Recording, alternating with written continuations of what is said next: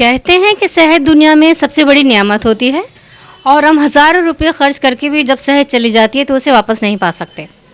और एक कहावत यह भी है कि मरीज़ इश्क़ पर लानत खुदा की, मर्ज़ बढ़ता गया जो जो दवा की। लेकिन हम आज आपको मिलवाने जा रहे हैं एक ऐसे डॉक्टर से जिन्हें सब लोग समझदार डॉक्टर कहते हैं, हालांकि नाम इनका कुछ और है। तो आइए मिलते हैं समझदार डॉक्टर साहब से, जिनके यहाँ मरीज़ आकर अच्छे होकर ही जाते हैं। तो ये हैं डॉक्टर हारून अंसारी। जी, डॉक्टर हारून अंसारी। हारून साहब, अपने बारे में बताइए ज़रा कि लोगों को आप पर इतना यकीन क्यों है कि वो आएंगे तो अच्छे होकर ही जाएंगे। मैं पिछले 10-12 साल से इस पेशे में हूँ। बड़े भाई साहब डॉक्टर हैं, उन्हीं के यहाँ से मैंने प्रैक्टिस सीखी है। फिर उसके बाद से यहाँ 2013 से मैं यहाँ परमानेंट हूँ।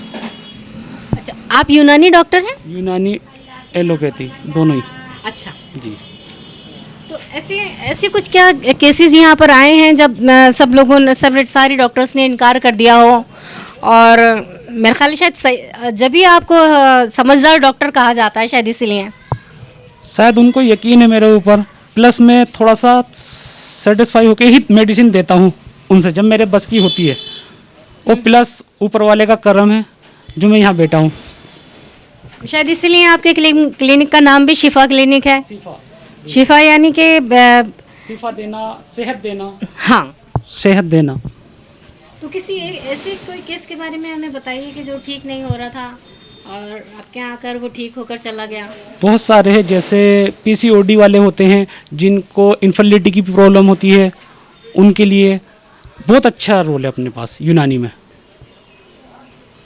क्योंकि आजकल देखा गया है कि लोग एलोपैथी के पीछे ज़्यादा जाते हैं, लेकिन यूनानी जो है वो एक ज़माना कदीम से रिवाज में है। तो कुछ ऐसी दवाओं के हमें नाम बताइए यूनानी में। अब जैसे कि कोरोना का एक नया रूप यहाँ पर आ गया है।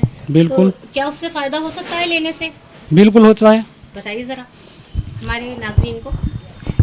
यूनानी के अंदर आप काढ़ा बना के पियो, गर्म पानी यूज़ करो, ठंडी चीज़ों को अवॉइड करो, कोई सा भी फ्रूट मत लो नाइट में, ये ज़्यादा बेस्ट है।